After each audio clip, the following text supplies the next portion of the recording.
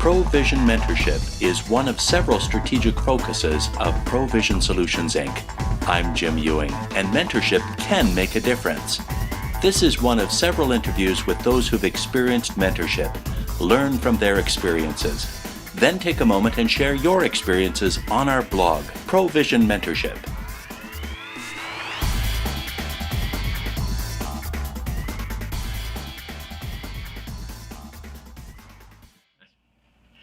We're here in Edmonton with Doug Paquette, and I've known Doug for a number of years. I know he does a lot of terrific work with newcomers, immigrants to Canada and to Alberta, and as they're transitioning from where they've been to where they want to be. Doug, thank you for joining us in this conversation. Could you maybe give us a little bit of your background, who you are and what you're involved in? Oh, great. Thanks, Jim. As you said, I've been doing work with immigrants for over 8 years, especially in the area of integration of newcomers, professional newcomers. Prior to that, I've worked in the nonprofit sector in community economic development for about 26 years, working all over rural Alberta and including a short stint in South America. But primarily my work has been in the area of community economic development and seeing people sort of reach their potential, or communities reach their potential, and aspire to their dreams. The Edmonton Region Immigrant Employment Council began in 2008. I was the original executive director, and basically we looked at the beginning was how are we going to help newcomers who are coming to this country mitigate some of the barriers they're facing here in Canada. What are some of the unique needs and requirements in mentoring newcomers? Well, in the term we like to use is soft skill or tacit knowledge that people require when they come to a new country, and it's the experience of and I use this expression, a fish out of water. So a lot of newcomers come here with their technical skills, and which is great and is what employers are looking for, but a big concern for many employers is, do they have the soft skills? Do they have that tacit knowledge in order to integrate into the work culture, the Canadian work culture here in Canada? So our approach in our mentorship program is peer-to-peer mentoring, so professional with a professional, and basically that transference of knowledge between the professional that has the experience here in Canada to somebody who's new to their profession here in Canada. Are there some suggestions that you would give to mentors and mentees that would help them to improve the overall quality of their mentorship relationship? Well, I think that what we ask, and we have mentors and mentees go through an interview process in order to, sort of be eligible for our program. So we do a lot of work in filtering, ensuring that they have at least the foundation and the understanding of what the mentorship relationship is about. So we make sure that that's clear right from the beginning. So it's not about just a feel-good exercise, I want to give back, which is really important in terms of motivation from the mentor side, but it's also an understanding that everything that a mentor does is kind of it's a model to this newcomer. They are open to making the transition, trying to integrate into their work, into their sector, and so it's the mentor needs to know that the mentee is actively watching, actively listening to their Canadian counterpart here in Canada.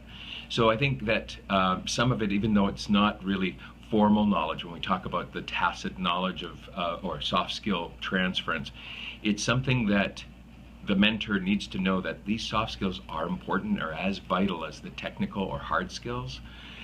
So they need to know that anything that they transfer, or when they communicate and go into some kind of relationship with them, the mentee is paying attention and watching and perhaps modeling and taking that towards requiting their careers here in Canada. The mentee also needs to know that they can't go into these situations using the old context, which is the previous culture that they came from. They're in a new culture, so they need to know how to navigate the areas of team building, conflict resolution. There are specific ways that we do that here in Canada. Our interpretation or definition of what production might be slightly different. The management structures may be different from their home country. And the way we communicate with, let's say, superiors, or how we would, again, resolve a conflict may be a little bit different than what was done in their previous experience. So it's not to say that we're saying reject what you had in the past or reject your own culture. That is part of you, and that is something that you need to keep within you. But in this new environment that you're working in, you will need to know that there are certain ways of doing things that the mentor can imply or transfer during that relationship period.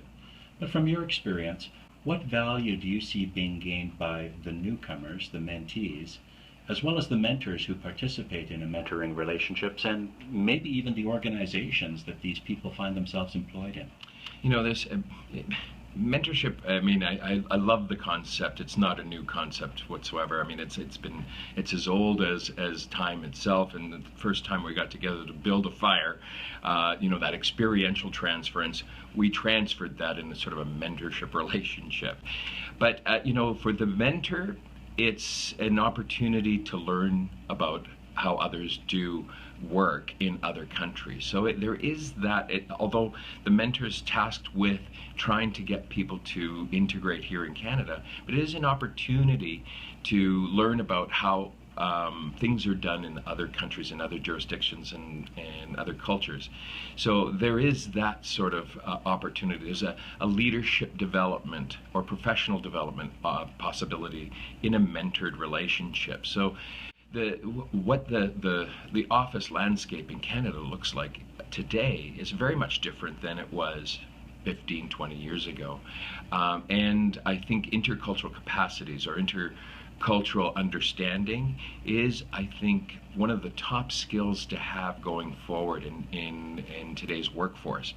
So here's an opportunity to actually apply some of that, those skills and learn those skills by working with a mentee. It's not as simple as just having that kind of relationship. You need to actually practice. You have to do it in order to become good at it. Whereas the hard skills are things you learn in school, you learn from the internet, you learn from books.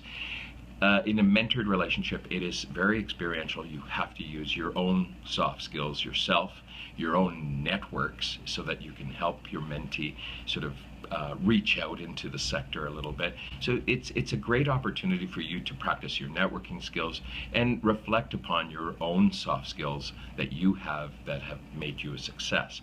For the mentee, it's an opportunity to obviously to requite their careers here in Canada through the assistance of their own peers.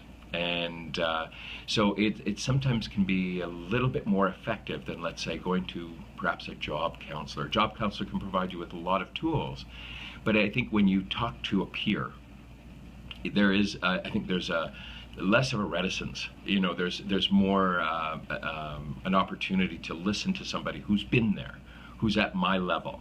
And I think that has more of an impact in terms of how I may respond later based on that advice that they provide. So the mentee has, I think, again, the opportunity to figure out what are the unwritten rules, the uncodified rules that we don't know about. They're all sort of hidden. Nobody teaches us all these things. They're not in books. They're things that are done by having an informal relationship with a mentor or a formal relationship with a mentor. For organizations, it's an opportunity to maybe expand their reach internationally.